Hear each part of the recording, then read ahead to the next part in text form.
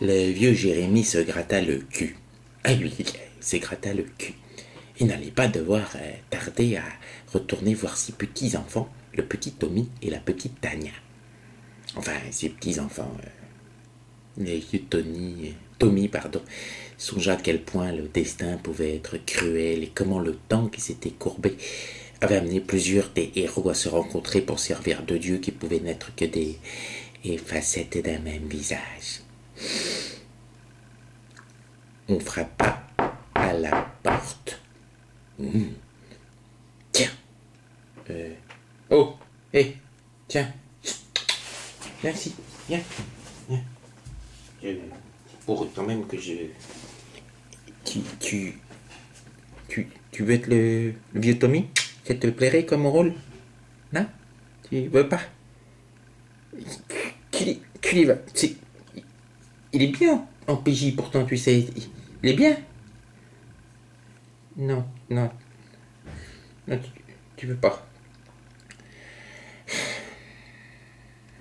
Il veut pas. Ok. Or donc, on frappa à la porte et se découpa dans l'encadrement de celle-ci la forme d'un elfe très malin. Bon ouais, les elfes costauds, ça court dans les rues qu'autour de la couronne des elfes dans des forêts bien profondes détachées des empires humains. Oh, le vieux Tommy respira fort. Qui es-tu?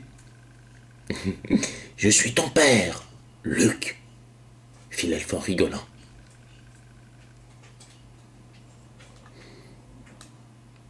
Non, je déconne, mais il faut savoir que c'est souvent comme ça aussi dans le jeu de rôle. Les joueurs aiment balancer des grosses vannes.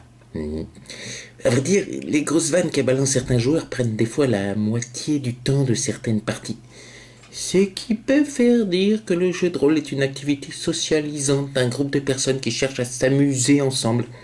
Un tout bien, tout honneur. Ouais, un tout bien, tout honneur. En fait, ça veut dire qu'il n'y a généralement pas de sexe.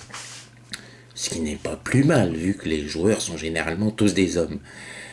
Pas que les rôlistes aient forcément quelque chose contre l'homosexualité, vu qu'ils jouent pour certains souvent des elfes.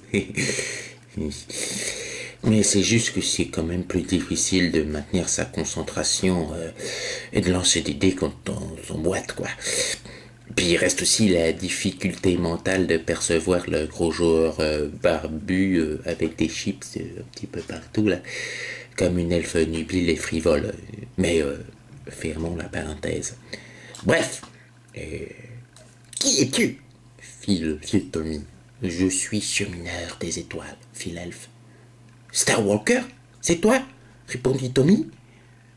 J'aime autant que tu dises pas mon nom en anglais, sinon on va recommencer les conneries en anglais, fit l'elfe dans un dernier rapporté sous le regard mauvais du maître de jeu. Qu'est-ce que tu as pour moi? Tu es venu me demander de reprendre l'aventure, c'est ça? Non, avec un œil d'araignée, un pied qui allait pas, la main qui était pas vraie, enfin, tous les problèmes que l'avait le vieux Tommy, non, ce n'était pas trop possible. L'elfe regardait le petit hobbit et lui dit, non, je suis venu te dire que j'ai enfin la pierre du temps. Hein? La pierre du temps? Où l'as-tu trouvé? Répondit le hobbit. Où? Où? L'elfe retint son souffle. Il était difficile de ne pas répondre à la question. Où? Par un somptueux dans ton cul. Mais le maître de jeu au regard de fer l'encouragea à donner la bonne réponse.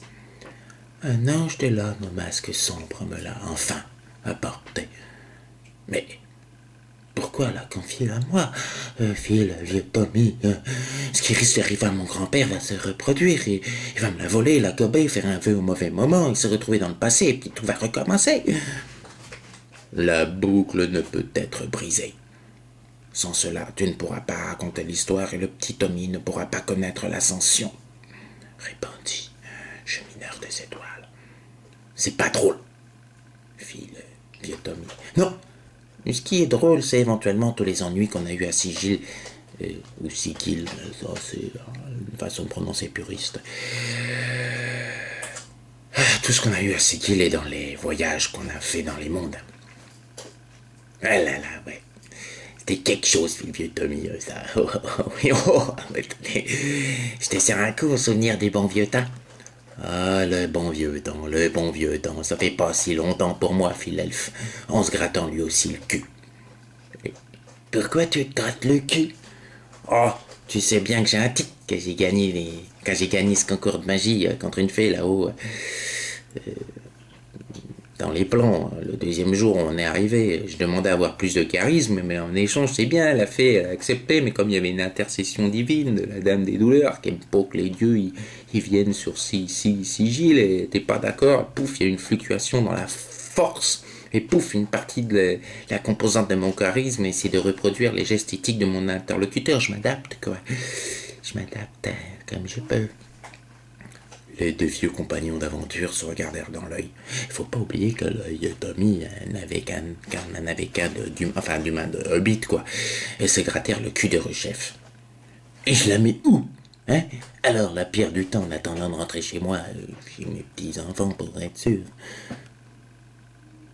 À ton avis, fille, j'ai une air des étoiles en souriant.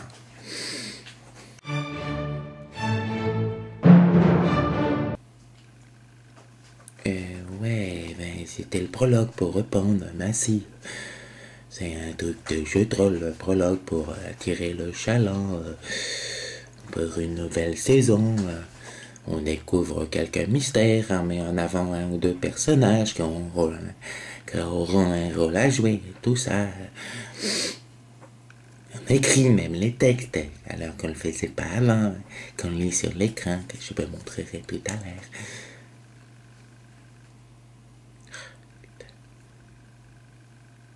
Mais je vous dis, un jour, il faudra même faire presque des études de cinéma pour être réaliste.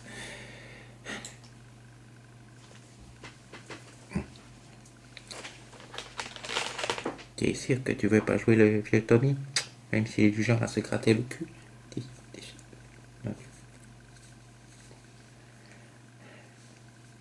préfères quoi comme rôle? Le... Oui, oui. Ouais, toi, tu voudrais jouer un elfe noir. Culé, va. À la semaine prochaine. Il y aura les autres héros, je vous rassure. Là, j'espère. En attendant, gros bisous.